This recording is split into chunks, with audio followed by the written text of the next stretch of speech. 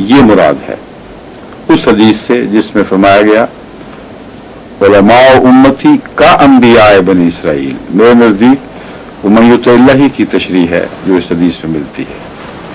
علماء امتی کا انبیاء بنی اسرائیل. یہ کیوں فرما دیا کہ علماء امتی انبیاء؟ آیت سے تو بظاہر ہی نظر آتا ہے، لیکن آپ نے فرمایا کا انبیاء بنی اسرائیل. اب انبیاء بنی اسرائیل کیا تھے؟ نبی تو تھے مگر محدود علاقوں کے لیے، محدود وقتوں کے لیے. اور اس کثرت سے انبیاء بنی اسرائیل مختلف جگہوں پہ پیدا ہوئے ہیں، ایک وقت میں ایک سے زائد بھی پیدا ہوئے ہیں، کہ ان کا مرتبہ اگر آپ دیکھیں تو امت محمدیہ کے بزرگ علماء سے کسی طرح بھی زیادہ دکھائی نہیں دیتا. بس من یطع اللہ کا مطلب یہ بنے گا کہ آن حضرت صلی اللہ علیہ وآلہ وسلم کی پیروی سے ایک نہیں کثرت سے ایسے نبی پیدا ہوئے یا ہو سکتے ہیں جیسے بنی اسرائیل کے نبی تھے، مگر آن حضرت صلی اللہ علیہ وآلہ وسلم نے بڑی حکمت کے پیش نظر لفظ کا سے ان کے درمیان اور نبوت کے درمیان ایک پردہ رکھ دیا تاکہ ان میں سے ہر ایک نہ نبوت کا دعوے دار ہو، نہ ایک نیا دور شروع ہو ہر ایسے نبی کے آنے پر، جس کے بعد پھر ایک غیر معمولی طور پر تمیز کا دور شروع ہو جاتا ہے، سچے اور جھوٹے کی پہچان کا واضح دور شروع ہو جاتا ہے. تو یہ حکمتیں ہیں میرے نزدیک، جس کی وجہ سے خطاب تو ملا ہے ان کو، خطاب سے انکار نہیں ہے.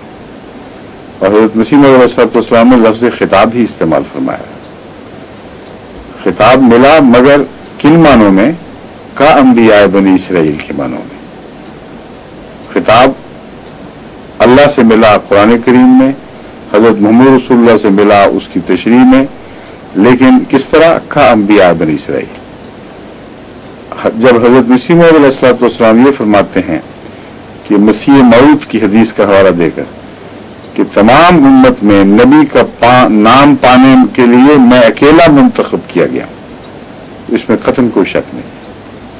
یہ اس سے متضاد نہیں، کیونکہ وہاں حضور صلی اللہ علیہ وسلم نے کا مسیح ابن مریم نے فرمایا، وہاں کاف کا پردہ اٹھا دیا ہے بیچ سے، اور بین ہی نبی کا نام دیا. ایک مسلم کی حدیث میں 4 مرتبہ حضرت مسیح ابن مریم کو، جنہوں نے مستقبل میں رسول اللہ صلی اللہ علیہ وسلم کے وقت کے لحاظ سے نازل ہونا تھا، وہ ان کو نبی کا نام دیا گیا. اس کے علاوہ کسی کو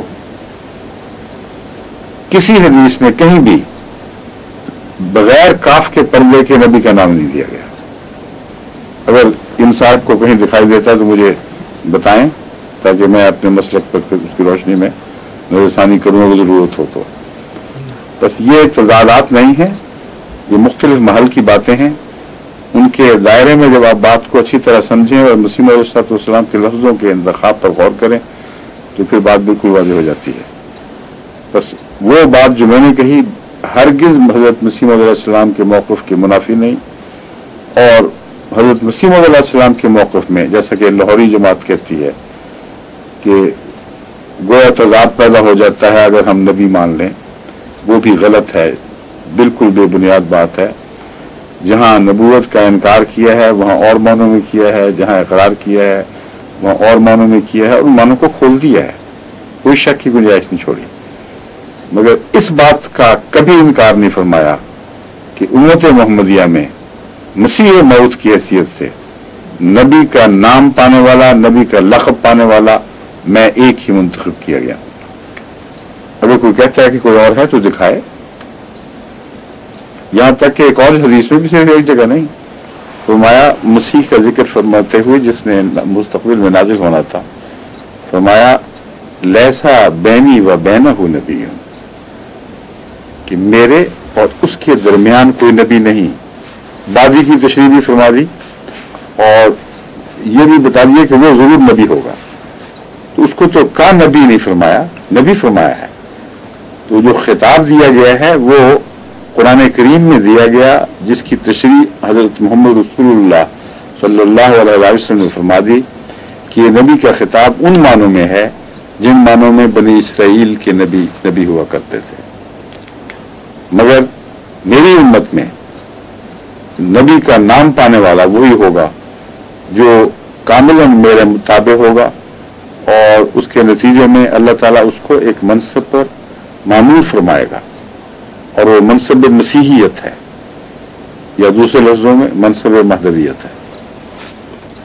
سمجھ گئے؟ جی ٹھیک ہے، آپ تو سمجھ گئے، علاقے لوگ صاحب بھی سمجھ گئے ہوں۔ یہ حوالہ بھی اس کا حوالہ جو حقیقت الوحی والا، اگرچہ اس امت کے یہ حقیقت الوحی کا حوالہ ہے، جی امت کے بعض افراد مکالمہ اور مخاطبہ الہیہ سے مخصوص ہیں اور قیامت تک مخصوص رہیں گے، لیکن جس شخص کو بکثرت اس مکالمہ اور مخاطبہ سے مشرف کیا جائے اور بکثرت امور غیبیہ اس پر ظاہر کیے جائیں، وہ نبی کہلاتا ہے۔ یہ کثرت کے ساتھ جس کو مخاطب کیا وہ نبی کہلاتا ہے، یہ تو ایک عام تعریف ہے۔ اب واضح ہو کہ احادیث نبویہ میں یہ پیشگوئی کی گئی ہے کہ حضرت صلی اللہ علیہ وآلہ وسلم کی امت میں سے ایک شخص پیدا ہوگا جو عیسیٰ اور ابن مریم کہلائے گا اور نبی کے نام سے معصوم کیا جائے گا۔ یہ وہ نام ہے جس کا میں کہا کرتا تھا کہ حضرت مسیح موعود علیہ السلام کے سوا یہ نام بین ہی بغیر کسی بیچ کے پردے کے امت میں کسی کو نہیں دیا گیا، اور اگر یہ بات غلط ہے تو دکھائیے۔ جرمنی سے سوال ہے کہ اگر کوئی عورت مکمل پردہ کرتی ہو اور اس کا خاوند اس کے پردے کو پسند نہ کرتا ہو تو اسے کیا کرنا چاہیے؟ شریعت کے تقاضے بالا ہیں، اور یہ وہ مسئلہ ہے جس میں کئی پہلو ہیں جن کی وجہ سے ابہام پیدا ہو جاتا ہے اور کوئی قطعی فتویٰ نہیں دیا جا سکتا۔ پردے کا حکم کس مرتبے کا حکم ہے، اس کا فیصلہ کرنا ایک مشکل کام ہے، اور عورت اور مرد کے پردے کے تصور میں کیا کیا فرق ہے اس کا فیصلہ کرنا بھی اتنا آسان کام نہیں۔ لیکن وہ عورت جو ایک پردے کا قرآنی تصور رکھتی ہے اور اس کا خاوند اسے غلط ثابت نہیں کر سکتا، وہ عورت اگر پردے پر اصرار کرتی ہے تو خاوند کو حق نہیں ہے کہ اس کے پردے میں دخل دے۔ اگر وہ دخل دیتا ہے تو عورت کو حق حاصل ہے کہ وہ ایسی صورت میں اپنے خاوند سے کہے کہ اس سے آگے میں نہیں بڑھ سکتی، علیحدگی چاہتے ہو تو علیحدگی کر لو، مگر چونکہ میں یقین رکھتی ہوں کہ یہ شریعت کا ایک اہم حکم ہے، اس لیے میں اب اس میں تمہارے ساتھ آگے نہیں چل سکتی۔ یہ دو ٹوک بات ہو، دو راہ پر پہنچ کے یہ فیصلہ ہو کہ یہ راہ لینی ہے کہ وہ راہ لینی ہے، تو بات فوراً ختم ہو جاتی ہے، طے ہو جاتی ہے۔ مگر بیچ میں اس کو لٹکایا جائے اور بکرنگ جس کو انگریزی میں کہتے ہیں، ایک دوسرے عورت بیچ میں خاوند کے خلاف چھوٹی چھوٹی باتیں کرتی رہے، شکوے کرتی رہے، تو یہ معاملہ حل کرنے کا طریق نہیں ہے۔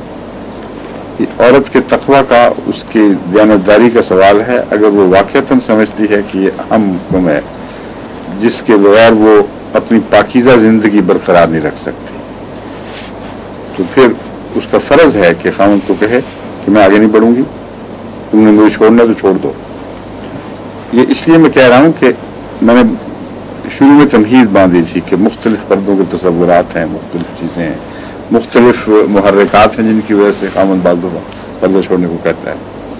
بعض خاوند ہیں بڑے بڑے بے غیرت ہوتے ہیں، ان کو فوج میں اچھی نوکری مل جائے وہ سمجھتے ہیں جب تک افسروں کو بیوی نہ دکھاؤں اس وقت تک، یا ان کی مجلسوں میں اس طرح شامل نہ ہوں، میری ترقی نہیں ہوگی۔ یا اپنی طرف سے بہت ماڈرن بنے پھرتے ہیں، کسی مغربی طرز کی کمپنی میں ملازمت ملی ہوئی ہے اور وہاں افسر مل کے سارے کلبوں میں جاتے اور اپنی اپنی بیویوں کو سجا کر لے کے جاتے ہیں۔